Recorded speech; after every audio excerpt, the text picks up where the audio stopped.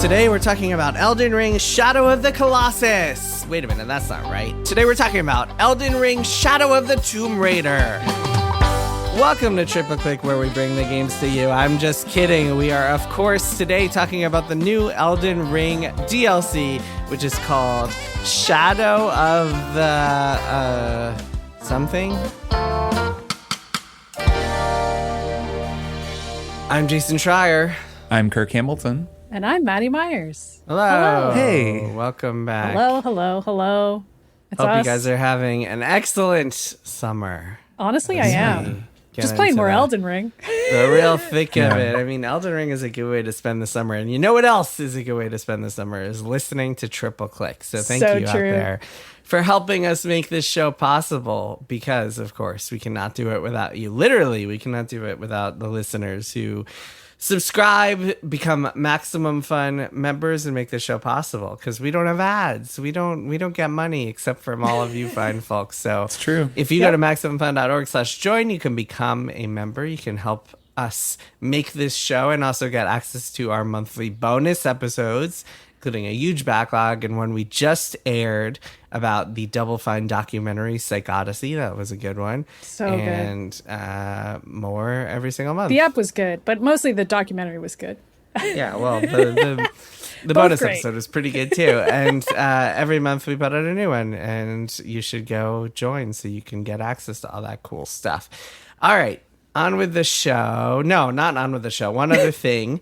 One other piece of housekeeping before we go on with the show is that we will be playing this month Resident Evil 2, because Kirk Hamilton won the tiebreaker to our predictions bet last year. Yeah, we need to clarify. He won, but there's a contingency on it, which is that he won the tiebreaker. Yes, so much love for all of the esports awards at the Game Awards last year. So, Kirk, do you want to tell us what we'll be doing and what the timing is? Yeah, so we're going to play through the Resident Evil 2 remake, which is exciting because it's great, and also because it's, I think, still pretty widely available on different subscription services, so people should be able to play it pretty easily. It's also on sale on Steam all the time. It is. So we're going to play through, in total, we're going to play the entire game, which means beating it as Claire, then beating it as Leon, and getting the true ending, because there are two protagonists. So for August 1st, for our episode on August 1st, we're going to play through the first time through, and we're just going to say we're all going to play through it as Claire the first time through. So we will be Claire Redfield, and we'll play through to the end of Claire's story. So any of you out there who want to play along, that's what you want to play for August 1st. You have a month to do that, which shouldn't be too hard. Right on. Cool. Awesome. All right. On with the show. I think last week, which is really we recorded last week's episode a couple weeks early, and I think I had said, I'm not sure if I'm going to finish Shadow of the Erdtree. I don't know. It's more Elden Ring. Well, since then, my mind has been changed. By Kindly Mikola? He's won you over? Yes, Kindly Mikola changed my mind. When we played through that first segment of the game, we were all pretty early. I think the three of us have gotten a lot further now, and the DLC really starts to shine the more of it you get into, especially after you get past that first big area. So naturally, we're talking about more Elden Ring today. And I wanted to talk specifically about level design in Elden Ring, and especially in Shadow of the Erdtree, and the way in which it works, the way in which it doesn't work, what kind of makes level design interesting to us as players of games and not makers of games. But I think as people who play a lot of games, we can still take some appreciation. We can still kind of try to assess what makes a cool level and what doesn't. So I wanted to talk specifically about Shadow of the Erdtree. I'm going to open the floor up. Kirk, why don't you start? As you're playing, are there any points where you look around at this game's DLC, at Elden Ring's DLC, and you say, hey, this level is really cool. Here's the effect it has on me, and here's why. Have you had that thought? And if so, when? Yeah, I have that thought pretty regularly as I play, and it's something that we touched on in last week's episode, but I think I've gotten a much stronger sense of, which is the verticality of this DLC. And I think that that plays to a real strength of how From design levels. And that's actually something that's true of a lot of levels that I really like, which is that they support you in some way. They show you what you're supposed to do, and they have a way, they like guide you along one way or another. And sometimes that means they kind of show you what you can't yet do. You know, they show you a door and you don't have the right. Oh, you don't have the right. And so you have to go and open it from the other side or something. But in this DLC in particular, because it's so vertical, there are a lot of times where it just, I'm looking down at somewhere that I want to get to and I don't know how to get there. Maddy, you talked last time about those ruins, the grassy ruins up high. I think a lot of people actually go there without a map because I kept finding notes on the ground saying no map. I had the map by the time I went up there. I'm so jealous of you. Oh. Wait, how did you get it? I still don't know how to get that. Oh, you map. Still not have it? It's down. Well, it's really down hard low. and weird to get.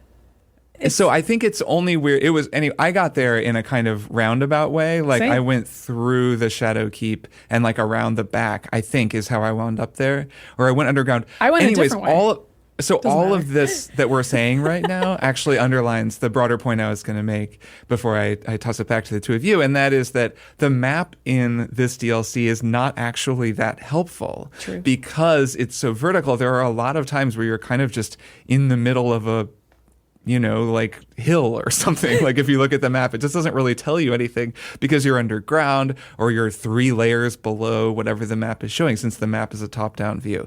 And I think that means that this DLC leans further into that specific type of level design where they show you one thing, just one view off of a cliff or one view down through a little hole that kind of entices you and helps you understand where you're supposed to be going. And I think they're very good at that. And I think a lot of my favorite levels in other video games are really good at that as well.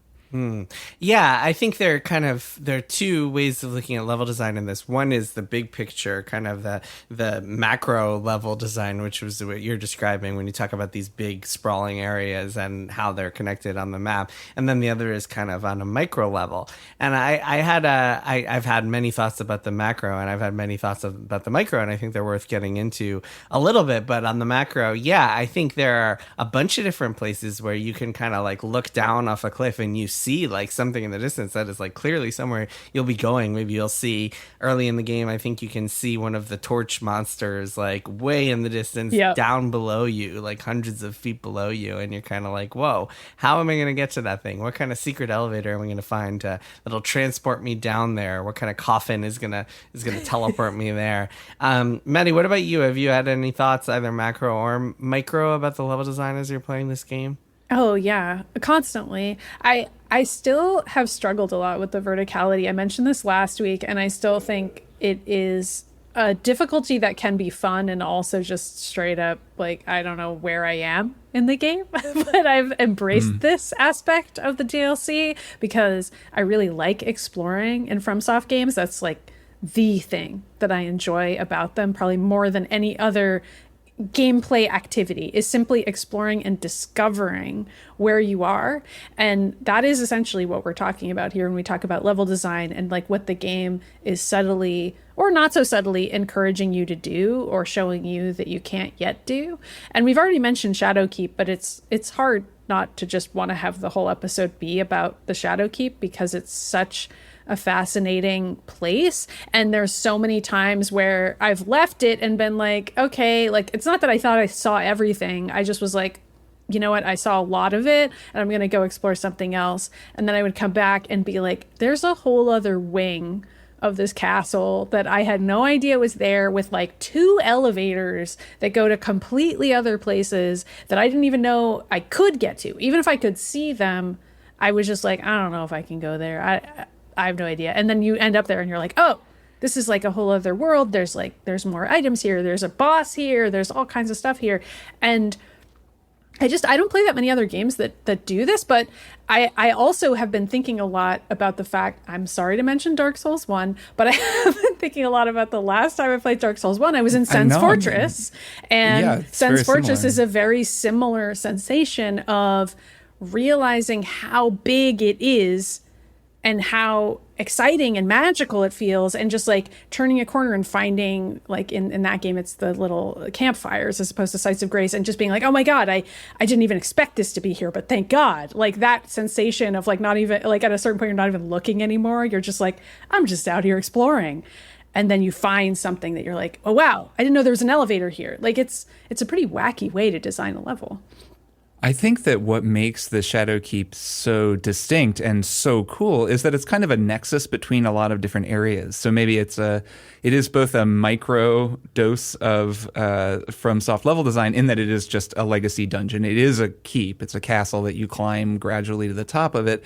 But as you go through it, you continually open doors from different sides of the castle, and those open out to whole new areas of the map that sometimes just go on forever, and like you get really far away from the keep. And I've had happen a couple of times, like I went all the way around to where there's like a cathedral with a quest giver, and you're kind of like way over in this other kind of eastern part of the map. But then if you go up, eventually you get to an elevator that you get onto, and it goes up really high. And that really took me back to Dark Souls 1. That really took me back to when you first, I think it's from Undead Burg, you get on a lift that takes you up to Firelink Shrine. And it's this big moment in that game where you're like, oh, whoa, I'm going to unlock these shortcuts that take me up to where I'm going. And that's another thing I think is a really cool element of a good level, is that the level can surprise you. It's often like something happens that you didn't realize could happen, but then it's also a surprise that's sort of supported by the logic of the world. That's something like that Animal Well does, top to bottom, right? It's the whole game is just being surprised by something you didn't realize could happen in the world, or you didn't realize that you could do, and then realizing what that means. Like, oh, this element of the world is true that I didn't even realize was true, and now that changes how I think of it. And that happens all the time in FromSoft games, most directly with just like the path that you're finding through the world, because you'll have these moments of like, oh, this connects to this. Oh, okay, I didn't even really think about it, but I was right below where I was going or where I was trying to get. And like that connectivity with the Shadowkeep is what makes it feel so special. It's an amazing castle. It's an amazing, like the specimen chamber, and like all of the different ways that you move through that are so cool. And then you're like there's a Zelda dungeon within this dungeon, like a Zelda water dungeon. And there are all these cool little hidden surprises just within it as a castle. But then also it's this nexus point out from which flow all these different discrete zones on the map. So you're always coming back to it. Mm-hmm. So on a micro level, what I think is cool and interesting about the Shadowkeep also, on top of all that, is that like it never feels overwhelming. And I think it does that by really limiting the number of choices you can make at any given time. So you might know that you're in this sprawling keep that has 5 different exits that might lead you to a dozen different regions if you find all the secret passages and exits and ways out. But at the same time, when you're in just the specimen lab, you might only have a couple of different doors you can go through, and one of them might take you on this circuitous, like winding journey, but still you're only having to choose between those two. And that, I think, is a helpful way to prevent you as a player from feeling really overwhelmed when you're getting through some of these dungeons. It's very good at kind of giving you spatial awareness. I'm in this kind of final dungeon. I don't know if it's the last one, but certainly an endgame dungeon now. And it's a little overwhelming, but it kind of presents you with almost like opening shots in a movie, like it gives you this establishing shot where you can see kind of like your end goal, or you can kind of see that there's above you. You're trying to go up because that's where the castle leads you. But to get there, you're going to have to go through some winding routes and jump over some pits and maybe climb up to some rooftops to circumnavigate around. There's one great area that I just did, which is kind of a typical Souls FromSoft thing where you get to this tower and there's a staircase that goes up and around. It's kind of a typical spiral staircase, and so you run up it, and maybe you hit the sprint button. You're just kind of moving your way along. You're like, all right, take me to the next thing, and then suddenly you get to a steep like drop off, and you fall off because the stairs are cut off. There's like a big broken piece of the stairs, and then so you make your way back around, and you realize that because this is a From game and they're brilliant at level design, and they're not going to just stick you with a random dead end and say, ha ha ha, screw you. You realize that actually you're supposed to just make a quick left before you get to the end to try to get around on the rooftops that kind of circle the perimeter of the tower, and then you'll make your way back up to the other part of the stairs that you weren't able to reach before. So it's stuff like that I think is really cool and really well done. Just as a player playing it, I appreciate all of those little flourishes and touches. Yeah, there. You talk about the establishing shot. That's something that Zelda games do expressly, right? You go into a dungeon and there's always a little cinematic that plays, or at least in the 3D dungeons, right? They show you this kind of rotating camera, and it's like the title card comes up. Here we are. We're in the dungeon, and those shots always contain information. Oh, interesting. Okay, there's like a weird looking device up there. I'm probably going to have to try to get up there. Oh, there's a lever up at that really high platform. It's kind of telling you where you're going to need to go. And From games don't do that, but usually when you go into a space, they kind of show you that anyways. Like your view usually has, there's a staircase. I can see, there's a huge platform up there or some kind of altar way up high away from me. And it at least gives you something to shoot for. But then they tend to do what you're talking about, Jason, which is they subvert what you think you're supposed to do. And instead of going up the stairs, actually you like go down or whatever and into the depths of the building, and you find an elevator that then takes you up and around. Yeah. And the actual path that you take winds up being completely different than you thought. Yeah. And then so the whole time, I want to get back to this idea of like choice. And I think in Elden Ring, it's very easy to be overwhelmed because it's an open world game and there's so many different ways in which, especially that opening area, I actually think that the opening area is a little bit of a, I don't know if I agree with the choice to open up there as opposed to something that might have been a little stronger for them. But regardless, that opening area, you can be overwhelmed because there are a million different ways to go. Kirk, you were talking last time we spoke about how you felt a little bit unmoored until you reached that first legacy dungeon. And I think games that give you kind of infinite choices can be extremely paralyzing and overwhelming, especially a game like this, and especially at the beginning of a game like this. So I find it very helpful to get to a place like the Ballarat Castle or the Shadowkeep, where it's kind of, you're a little bit more constrained in what you can do. And it can be really helpful because if you're taking a notebook, as I kind of infamously recommended back when Elden Ring first came out, but if you have a notebook or if you're taking notes or something, you can write down like, okay, I got to this area in the Shadowkeep, I made a right, and then I wound up on this giant adventure that took me halfway across the world, but I didn't check what was left. So I'm going to note to myself, at this site of grace, I want to go left and check that out, as opposed to making notes to yourself being like, oh, I there are 5 different areas here I didn't check. I have no idea how I'm going to do all that. I think it's a lot cleaner, even if one of those kind of choices leads you in crazy directions and takes dozens of hours to get through. Even just having that choice be limited, I think, is really important. Yeah, that's really true. And it's funny because I feel like I'm playing it in the total opposite way by not taking notes at all. And that is something that I find a lot of joy in, because then when I do return to something like the Shadowkeep, where I still am like, I probably haven't discovered everything, even though I think I have, but I probably haven't.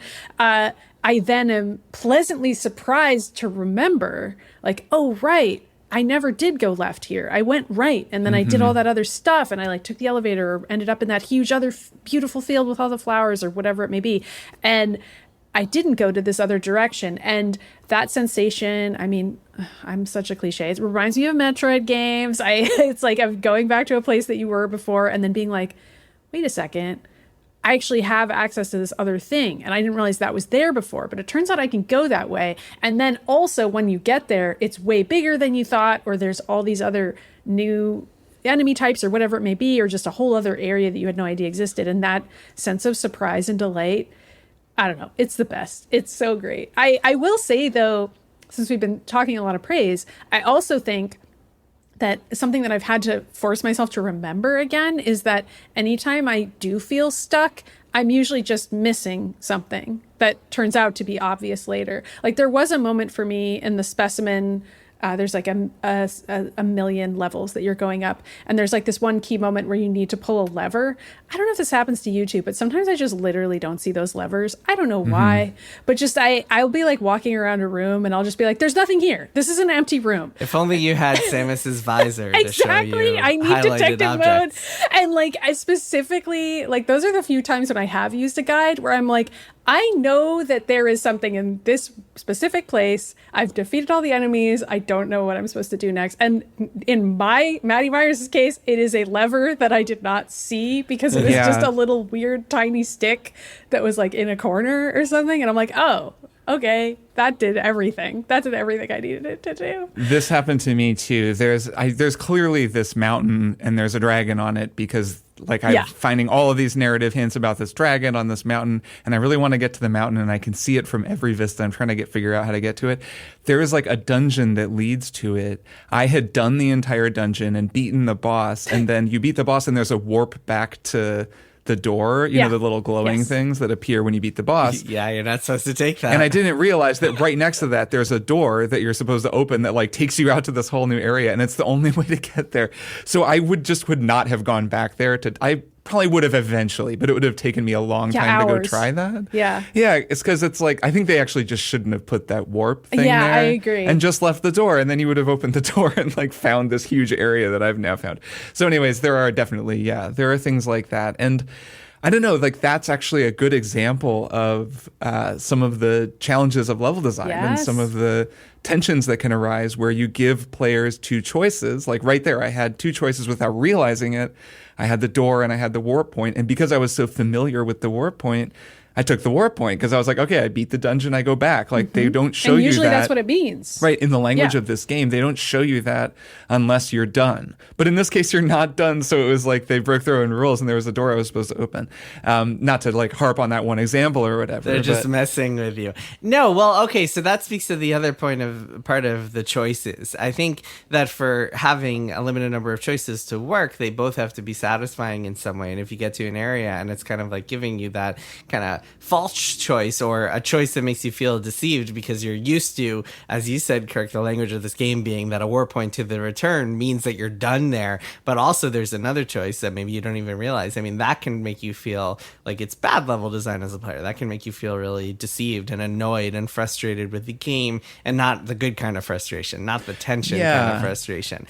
When a game is kind of like not playing by the rules that it established with its own visual language. On the other hand, I think this game is really masterful at creating choices that don't lead you down bad routes, don't lead you down false dead ends or like frustrating moments where you get to some area and then it feels like there's nothing actually to do there.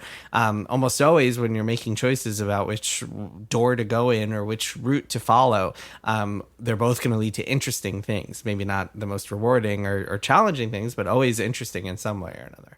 Yeah, I think that dynamism in level design is a really interesting aspect of a level. Like the way that a level can change both by the way that the game can change the level outside of your control, and then the way that the player can change the level.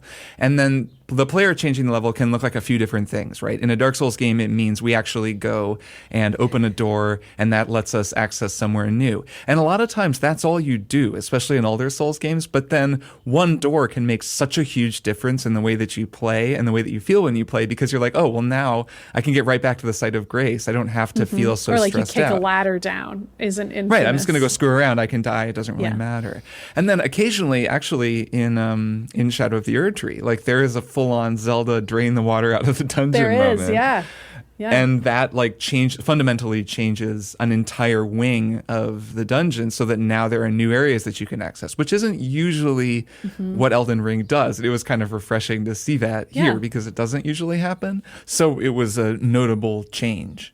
Yeah, totally. I actually really appreciate it, I think, more because Zelda games have kind of gotten away from doing this type of dungeon design. And I wonder, too, if I don't know if anyone at From Software would ever admit that Zelda's an influence, but I think it's pretty clear it is. Absolutely. It's been an influence since Demon's Souls. We can say that, even if no one will tell us.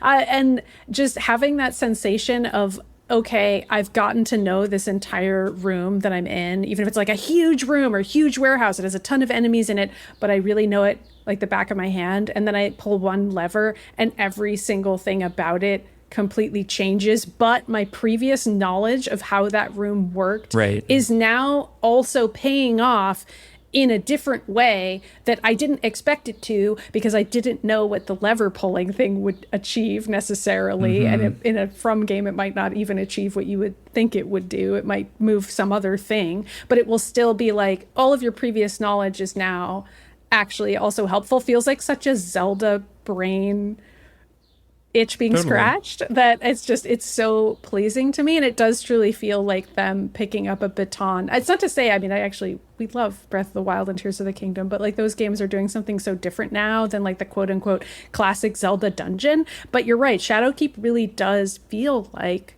a classic Zelda dungeon. And that is another reason why I think it's just hitting the spot for me and being like, wow, this rules.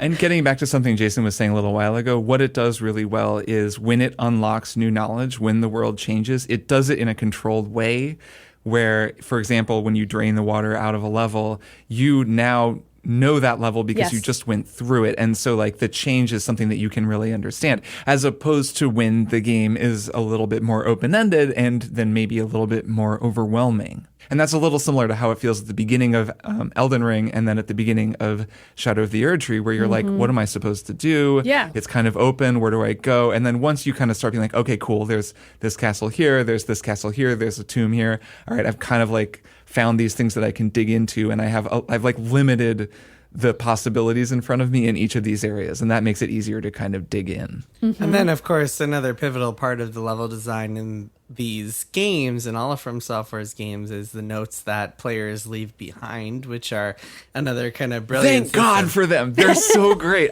I've gotten so many good notes in this. I've had notes that show me all the emotes I need to unlock things. Or gestures. I've had notes that tell me like perfect sniper points. I've had notes like tell me about secrets. Man, the notes in Shadow of the Erdtree, the notes have been so good for me. I just That's so can't funny. say enough about how great they've been. You're not worried that they're spoiling everything for you by telling you everything? There are things I wouldn't figure out. No, it's totally fine. Because I feel like you and Russ Freshtick are both kind of like super sensitive about spoilers, and I wonder how the notes impact that. But regardless, but yes, I think that's like something that the developers consider when they're making these games, and I think they know that when they're hiding an enemy that's going to jump out from your right, that players are going to put a note there that says on your right. I think that's part of it, and I think that well, yeah, that's not. I think the anticipation is like adds to the experience, and like being surprised by something, being surprised by an ambush of an enemy can actually be kind of annoying, but then seeing a note from a player and knowing that you're about to be surprised by an enemy actually makes it really fun, because then you can get the drop on them, and it makes it takes away the frustration but still keeps a level of tension because you still have to be prepared and deal with that guy. So I think that when From is designing a lot of these encounters, they're accounting for the fact that you will have guidance from other players as well, which I think is just a cool and unique to these games aspect of the design and the level design. Yeah, I absolutely think that's true of Shadow of the Erdtree in particular. There are so many points at which the notes are helpful, and I don't have a problem with them at all. I mean, I'm like a little sensitive about people telling me stuff that I haven't seen, but this is part of the game. Like, I would play it offline if I found that annoying, but I don't at all. Like, I think it's so useful. And in particular, it's useful for the kind of tips that I'm happy to get from people, which are, actually there's a person that you really want to talk to who's super easy to miss.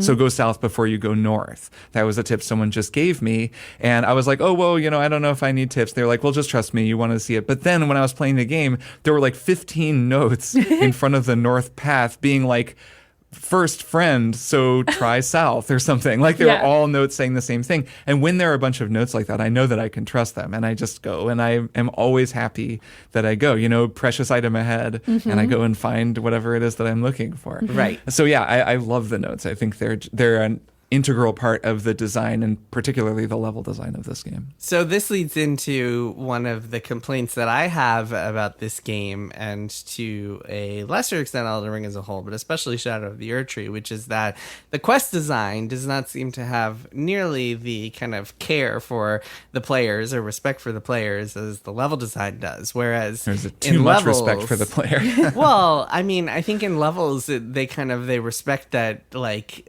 they they give you those establishing shots. They give you those views of your goals and tell you what you're supposed to be doing. Whereas in the quests, they're so, especially in Erdtree, I think, they're so opaque and require you to do things in such limited time frames, and you are punished for exploring, because if you go reach the Shadow Keep too early, it'll lock out certain quests and prevent them from being completed, and so on and so forth. I find that very frustrating, and I have kind of given up on doing most of the quests because I don't want to just sit there following a walkthrough. So I know that I can't just use the poison thing one time. I actually have to do it 4 times in order to properly activate this step in the quest, and so on and so forth. I think that in Erdtree they've embraced their more frustrating opacity when it comes to quests and the way that they all play out, which I don't know. When I first started it and it was like all these Jews just kind of going on this pilgrimage with you, I was like, awesome, this is going to be really cool. It'll be very clear what these characters want and what they're trying to do and how you follow their quests. But no, it's the opposite. No, clear what characters want in a From Software game? That's never going to happen. I do appreciate now, and I feel like when Elden Ring relaunched, they didn't have the little icons that depicted where NPCs were, and then that was added partway through. So when we played pre-launch, that was added nice. At launch, I believe, because when we played pre-launch, it didn't have it. Yeah, you're right. Yeah, and at least now, as of Erdtree, we have those. And I remember thinking that when Erdtree started, I was like, these quests are going to be so much easier for me this time around because I'm going to be able to keep track of all these NPCs using these little NPC markers. Nope, I never understand what any of them want. They all speak in beautiful, poetic terms that sort of sidestep what their true motivations are, and I feel like I only ever understand what was going on after someone's already been killed or betrayed in some way, and then at that point I discover the plot that's been foiled and someone is mad at me. That's usually how the plot points go for me. Yeah, when you're is a character gets mad at me, and then I'm eventually you're going to kill everybody. Well, of course. Right? I'm the Tarnished. That's what I do. I'm going to be I'm a bad okay guy. with the poetry and the esoteric of course, nature. Yeah, me too, for what it's worth. And the esoteric nature of the quest. It's just what I'm not okay with is stuff getting locked out so easily that if you walk in the wrong order, if you play the game past midnight, or if you it's a full moon or whatever, that you'll unlock yourself out of seeing some of the stuff. That's the stuff that really annoys me. I think it wouldn't bother me if Elden Ring was the kind of game that allowed for a little save scumming, but it doesn't. It's not that kind of game. That's not how your save operates. You can't go back if you messed up a quest, and that's fine. I'm okay with the game being designed that way with intentionality, but then it means that if you actually get locked out of a quest that is pivotal to how the story plays out, it's a little sad. So, but yeah, that's why I've been relying on the notes and a little bit on guides, because I really don't want to get locked out of any of the story stuff, because I've been enjoying everything I've seen so far. So I'm trying to do it in the right order. And it's been going okay so the far. notes have been helpful for some of that. Like the thing you're talking about, the St. Trina poison. Yes. There was a note, I can't remember, it was poison and then poison. Yeah. And then there were notes that were kind of indicating, I was like, okay, I think I know what I'm supposed to do. And I worked that out from notes, which is cool because I would not have The figured notes that told out you on to my do own. it 4 times. I don't think they were but... the notes, no, but they were indicating that I was supposed to do it multiple times. And then I was like, okay, I'm just going to keep doing this until something happens. And then something happened and I was like, oh, okay, cool. That. So I don't know, that time I kind of followed my intuition combined with a note, and it was a very cool moment. But that's kind of the exception. I think, I don't know that I disagree with particularly you, Jason, your complaint about the story. I can imagine a version of this game where the story is a little more I don't know, the way Ymir is, where you're just doing stuff for him, and he and it it makes sense, and he doesn't, as far as I can tell, get time gated out of stuff or get gated out by progress. So, no. Yeah. So that kind of thing.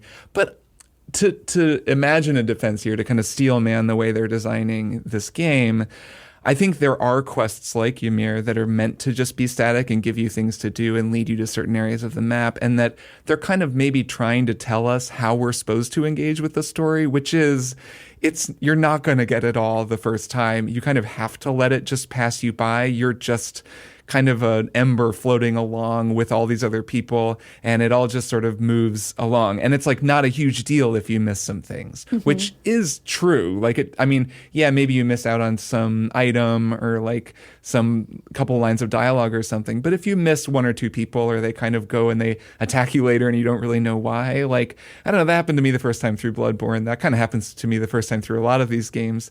And I never really mind. It actually winds up being something that I can then learn about later by watching YouTube videos. And then also if I go and replay the game or play New Game Plus, it is something that I can kind of keep my eye out for, and something rewarding about replaying the game. So I don't know. Yeah, that's true. I mean, the fact that these quests are so minor comparatively, but still, I mean, so I just got to the boss of the volcano area you're talking about, and I was Googling it for some reason. I don't think I've only tried it once, so I wasn't Googling a guide, but whatever. I was Googling it for some reason and saw that there was a quest attached to it that I had just never started in the first place. Some 14-step quest that ended with this boss, and I had never even found the beginnings of this quest. And that's a bit of a bummer when you get to this boss and you're like, cool, I have this boss fight now. Oh, but I don't actually have the quest attached to it, so I don't really understand the kind of the weight I don't know of who this. this guy is. And I can't summon the NPC. Right. I guess the thing is, like, would you even understand it? Like, I've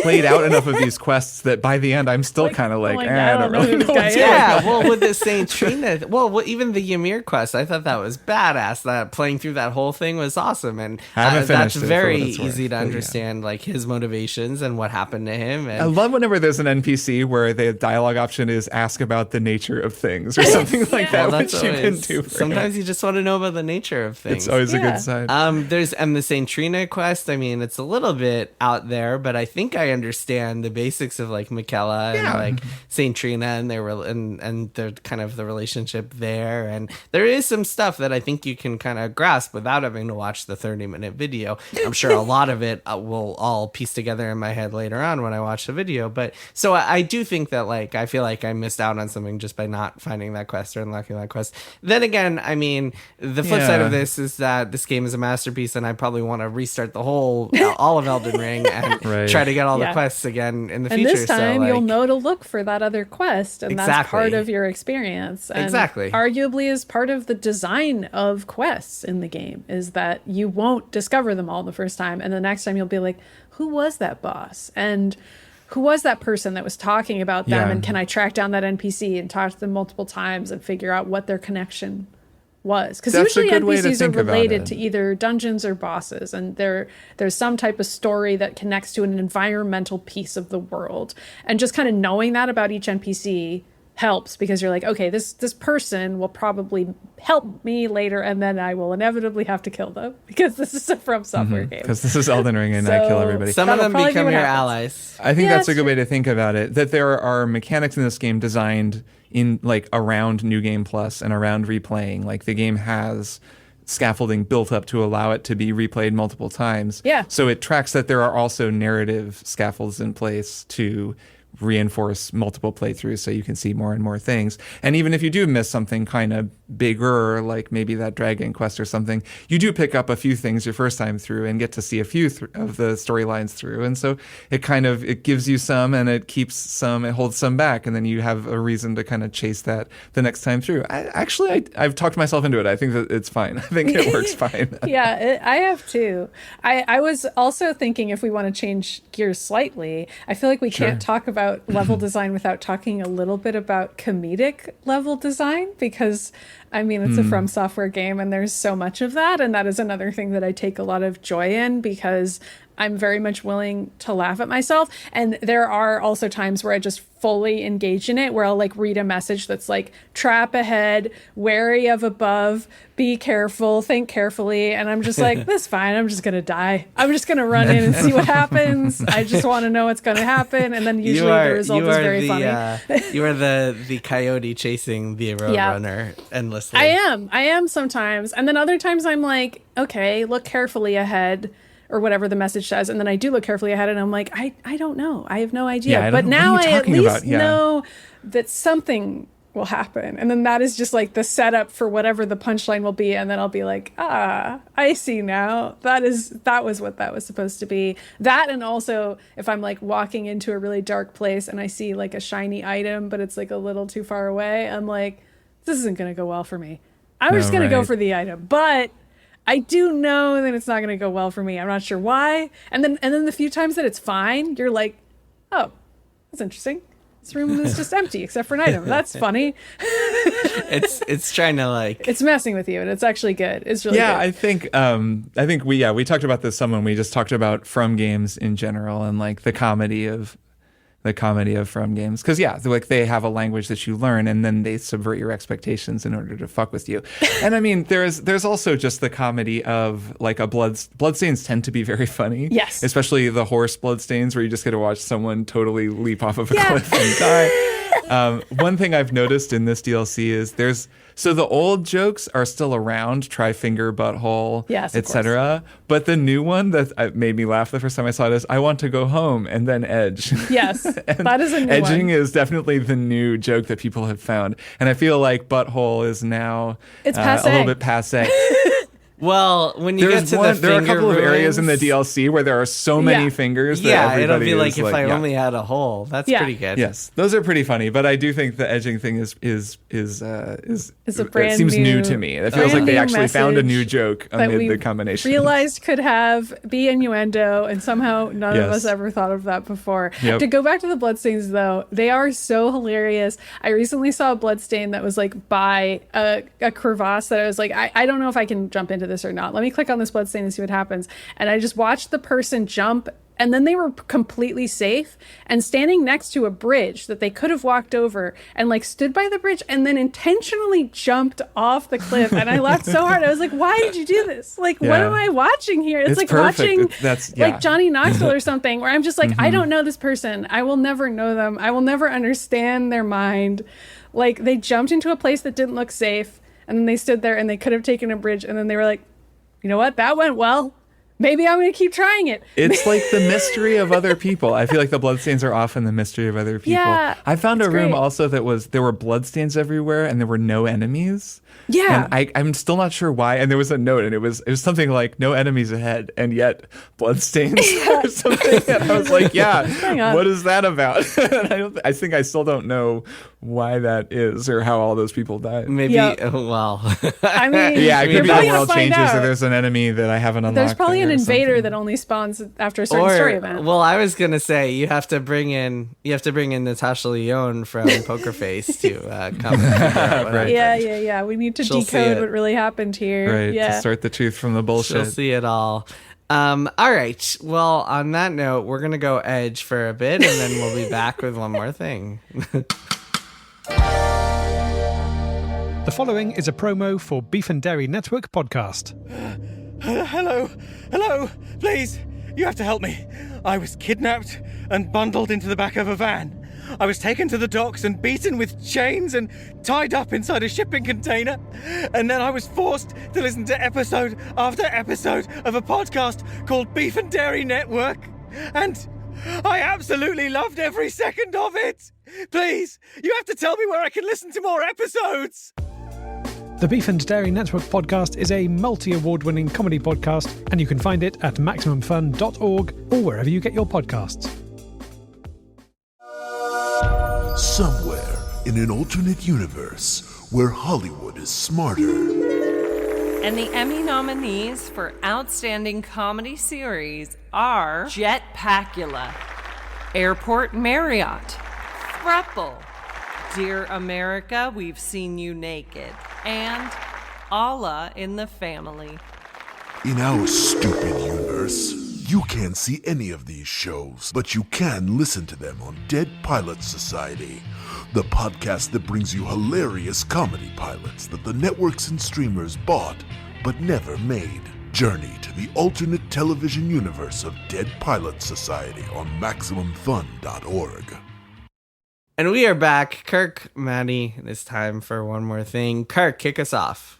All right, I'm going to kick us off first by saying something that I meant to say in the last segment and didn't have a chance to say, and that is that it's not Scadu tree fragment. Oh my God! It's pronounced Scadu tree. Shadow tree. Crazy. Right. This is something that I'm sure a lot Right. of people have learned, but it's the Scadu tree, and this is like an old English pronunciation, Right. just like jail isn't gowl. And Yep. apparently Halig tree is basically holy tree. There are a few of these. Some folks in our Discord were talking about this. It's and wild. yeah, Scadu tree. But funny enough, it is actually called Scadu Keep. right. Right. What do Yeah, we it's know? actually Scadu of the Erdtree. And Scadu the hedgehog, etc. Yes. Yeah. So anyways, I wanted to mention that in the last segment. I didn't have a chance to. So Yeah, anyone out there who has been pronouncing it wrong, you're welcome. And also, and you're if, fine, because why would you know? before you feel too stupid about it, know that we spent a whole episode saying it wrong. So, Why would you know that? Why would you know that? all right. So my one more thing is a game that I've been playing that is really, really good that I'm excited to tell people about. It is called 1000x Resist. I suppose that's how you say it, or 1000 times resist. But I'm going to say 1000 times resist, all one word. This is a game that I'm playing on PC. It's out on Switch and PC. It's designed by Sunset Visitor, an indie studio out of Vancouver, BC. And it is super good. So I almost hesitate to say too much about it because part of the joy of this game is understanding what's going on in the world and sort of, they throw you into the deep end. And so part of the joy of the first couple of chapters is just figuring out what's happening and how things work. So I won't say too many particulars because I really do think that that is like part of the joy of the game. But to give people a little bit of a framework for what it is, this is a primarily narrative game. There's some puzzle solving. It's like a 3D, third person game where you're walking around and talking to people and sort of sorting out what's going on. It's dystopian and very sci-fi. It takes place in the future after the world has ended in a very mysterious and kind of, a very far-reaching way that you don't totally understand at the beginning and then becomes clear over the course of the game. And it's also a game about parallel timelines. So you're not actually traveling through time, but your character, who is called Watcher, is part of this conclave that is this like kind of living inside of this mall that seems like a protected, enclosed environment, and outside the world has completely fallen apart, I guess due to a pandemic, I suppose, and some other things too. But the world is not safe, and you're within this little space.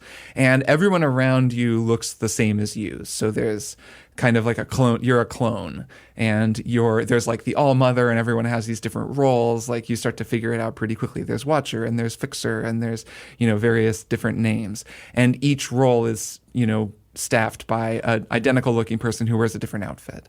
And it's all really confusing at first, and everyone is they're saying these catchphrases back and forth to one another, and it's all just like, what is going on?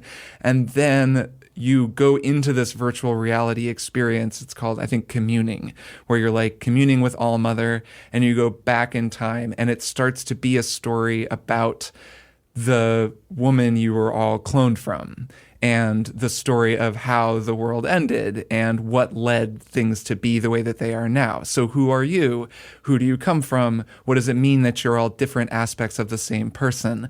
And it's amazingly good. I really can't say enough about it. It feels like it has, elements of like a Nier Automata or a Hideo Kojima game where it's like very complex. There's a lot of language. There's these really well thought out concepts that, you're just like, oh, this is a whole world with like all this technology and these things and, that I don't understand that I have to figure out. But also it's really well written just on a human level. Like when you go back in time and you start to experience your character's life, she's in high school, so she's a teenager, and it's basically her and her friend are the kind of two main characters.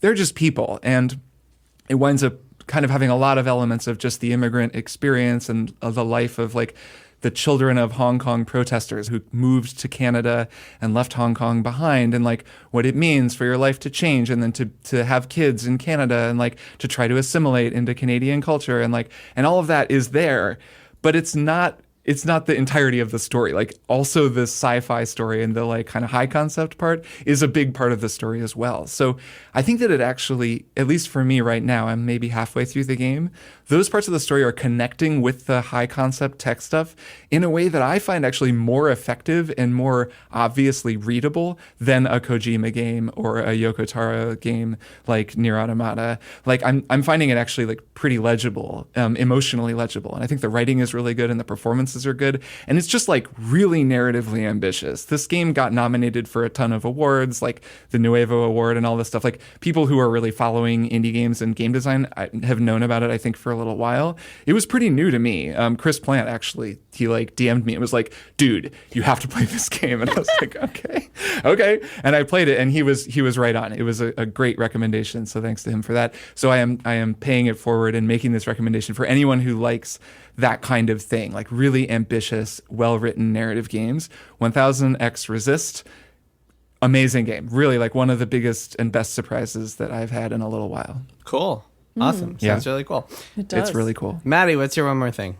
Sure. So mine is predictable. It's MasterChef Junior. So I talked about MasterChef. That's not predictable. Back. Predictable would be like, mine is Destiny 2. Mine Dark Souls. is Dark Souls 1. Yeah, it could be Dark Souls 1 again someday. That might come back. But for now, it's MasterChef Junior. So I talked about MasterChef on the show, and multiple people in my life were like, okay, but you have to watch MasterChef Junior. And it's true, folks. This show, it really pulls on the old heartstrings, and it will also make you be like, I could never do what this 8-year-old is doing. I don't know how to cook, and I've maybe never known. And this child is creating like the most impressive possible dish that I've ever seen. And should even we have competing him on on Triple MasterChef Cook? Adult Yeah, is Triple like, Cook Volume 2. there's Triple some Cook for really kids. talented 8-year-olds out there. That's all I'll say. And also, the song "New York Lonely Boy" was written years after the inception of MasterChef Junior, and yet it may be a song that is about half the contestants on MasterChef Junior. Girls 5-0 shout out. But anyway, I just wanted to say MasterChef Junior is extremely adorable. However, after watching a couple seasons of it, Dina humbly requested that we switch back to MasterChef because she needed Gordon Ramsay to be a little mean again, and it was getting weird. And she was like, I need him to be cruel. I need to go back to Gordon being mad because this is just a little too touchy-feely for me. So like, Too much sweet, it is need a a little sour. too sweet. Like, just as every well-balanced dish needs some salt and some acid, and it is a lot of like sugary sweetness. So like, I feel like a little MasterChef Junior goes a long way. You can't just like inhale a lot of it the way that you can, for example, regular MasterChef, which we're still really, really enjoying. But I will say, I just want to quote one, I don't even remember which kid said this on MasterChef Junior, but it stuck with me. One of the kids on it said, "I'm here to win, but I'm also here to make friends," which is the complete opposite of what every reality TV show contestant says, which is, "I'm not here to make friends," to the extent that phrase is a meme. It's a cultural just saying that we all say is, "I'm not here to make friends." And it was so sweet to me that this child just guilelessly said, "I'm also here to make friends," about MasterChef Junior. And I think that really says a lot about how the show works. It's kind of like Great British Bake Off. The kids like help each other. It's like pulling each other up and supporting each other. Like, yes, they're competing, but you can tell all the kids are really there to make friends. And it's really cute. It's good. Maddy, if you want a dash more cynicism in your children's reality shows, you should go on YouTube and watch a show called Kid Nation, which is we know one all of those about cult Kid classics Nation. that Yes. I love. You've talked about it on the show. We have. Yeah. And I would like to watch it. I do think that would be an interesting palate cleanser to MasterChef Junior. It is also about not making It's good. friends. It's good stuff. Yeah, it's some of the kids are sweet, but some of them are nasty. Yeah, absolutely. And then like some of the cast members, or at least one of the cast members, did like a Reddit AMA many years later, and it was very entertaining. Yeah, I bet.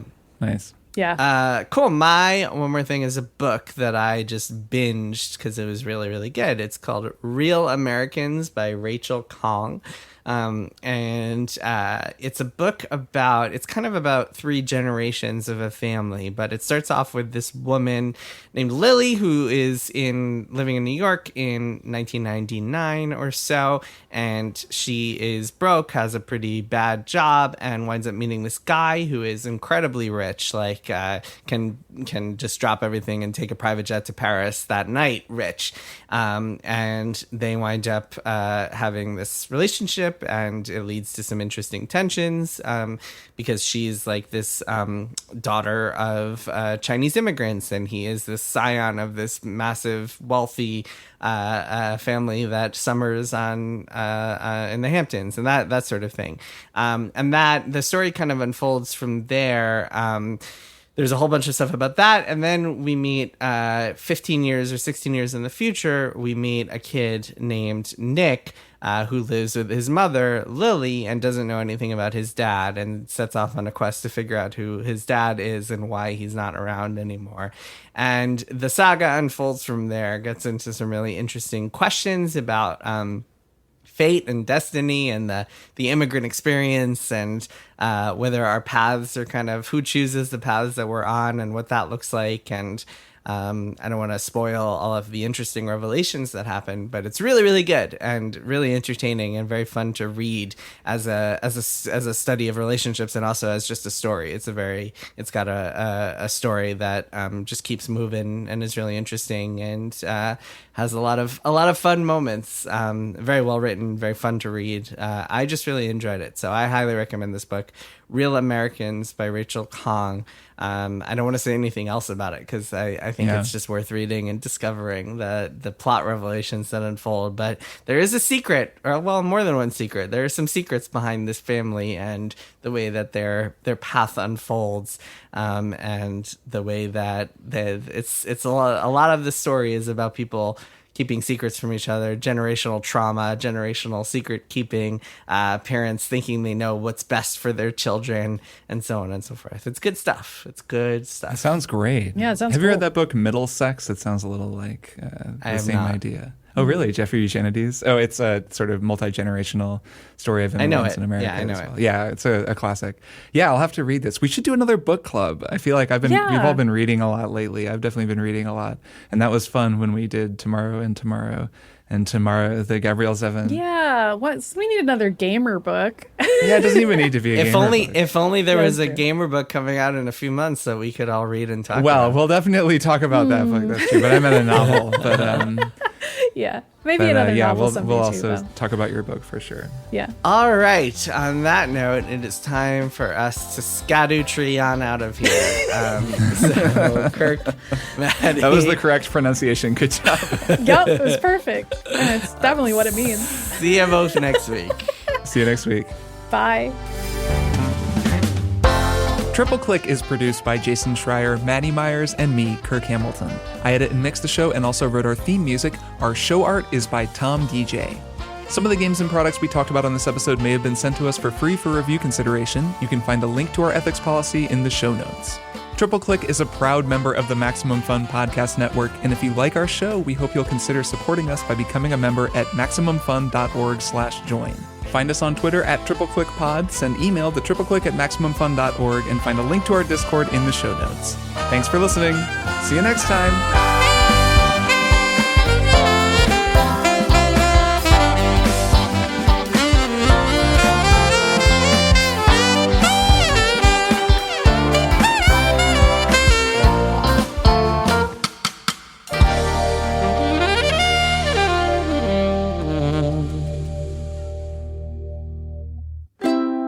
Maximum Fun, a worker-owned network of artist-owned shows. Supported directly by you.